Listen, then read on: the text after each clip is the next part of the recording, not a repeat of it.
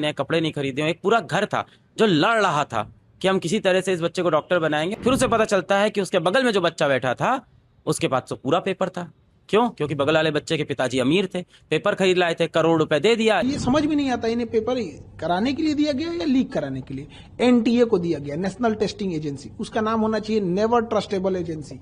10 रुपए का बच्चों का जो डाइपर और पैम्पर्स आता है ना, हगीज उन सब का, वो लीक नहीं होता, इनका पेपर लीक हो जाता है। बहुत दुखद है। मैं इसको इस तरह से देखता हूँ कि इतने सारे बच्चे थे, 23 लाख बच्चे थे जो इस साल नीट का एग्जाम देने वाले थे, जो अपनी 11वीं कक्षा से 12वीं कक्षा तक 2 साल तक, और बहुत सारे बच्चे ड्रॉप करके 3 साल 4 साल 5 साल अपना इस एग्जाम को देते हैं और उनके पूरे परिवार देते हैं। तो 1 करोड़ लोग हैं जो आज नाखुश हैं, जो दुखी हैं।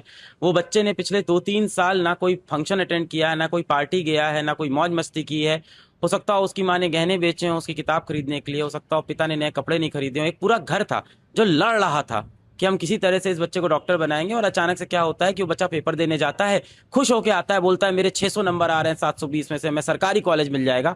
फिर उसे पता चलता है कि उसके बगल में जो बच्चा बैठा था उसके पास तो पूरा पेपर था। क्यों? क्योंकि बगल वाले बच्चे के पिताजी अमीर थे, पेपर खरीद लाए थे, करोड़ रुपए दे दिया, 1 करोड़ 2 करोड़ पेपर लेके आ गए और पूरा पेपर उससे सही सॉल्व कर दिया। तो बच्चों का पूरे सिस्टम से भरोसा उठता है जब ऐसी चीजें होती हैं। वो भी तब जब एनटीए इसके 3 दिन पहले 4 दिन पहले एक स्टेटमेंट जारी करता है अपने ट्विटर पे, और एनटीए लिखता है कि ये कोई स्कूल का एग्जाम नहीं है, ये नेशनल लेवल का एग्जाम है, आप चैन से सो, हम एग्जाम संभाल लेंगे, फुल प्रूफ सिस्टम है। कहते हैं स्कूल का एग्जाम नहीं है। भाई इससे अच्छा तो स्कूल का एग्जाम होता है। मैंने नहीं सुना स्कूल के पेपर लीक हो रहे हो कम से कम। तो इतनी बड़ी नेशनल एजेंसी का पेपर लीक हो जाता है, जो बच्चे डॉक्टर बनने जा रहे हैं उनका सपना टूट जाता है।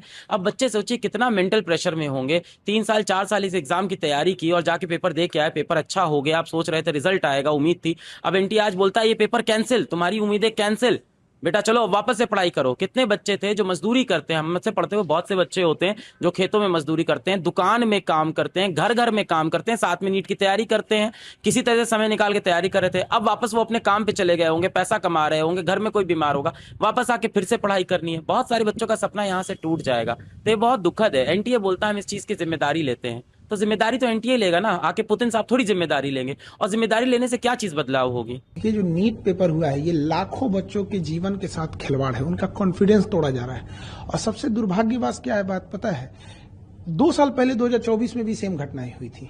सीबीआई इंक्वायरी हुई, कुछ नतीजा नहीं निकला, जिसका ये मनोबल बढ़ गया। फिर इस बार किया उन्होंने, लाखों बच्चों का भविष्य खराब होता है इससे, और कॉन्फिडेंस खराब हुआ अलग। और आपको सबसे अद्भुत बात क्या लगेगी, इसकी जानकारी किसी एजेंसी ने नहीं दिया, बल्कि इसकी जानकारी सबसे पहले बच्चों ने सरकार के पास पहुंचाई कि हमारा पेपर लीक हो गया, देखिए यहाँ पर।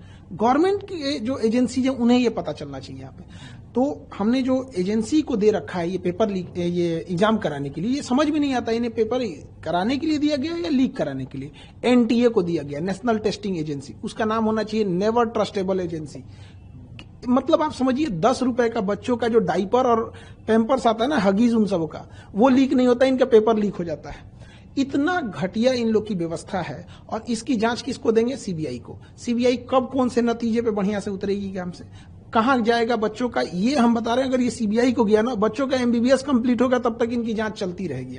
सुप्रीम कोर्ट के किसी रिटायर्ड जज को इसका एक ऑब्जर्वर बनाना चाहिए, और एक टाइमलाइन के अंदर में कौन जिम्मेदार है उसको कड़ी सजा होनी चाहिए। अगर सजा नहीं होगी तो फिर आज राजस्थान केरल नाम आ रहा है, कल कोई और राज्य नाम आएगा यहाँ पे, बट अल्टीमेट बच्चों का भविष्य खराब हो जाएगा इससे। एकदम खिलवाड़ किए हैं। प्रधानमंत्री को इसमें व्यक्तिगत रूप से इन्वॉल्व होना चाहिए और कड़ी से कड़ी उन लोगों को सजा दिलाना चाहिए, और सुप्रीम कोर्ट को भी इसमें आगे आना चाहिए।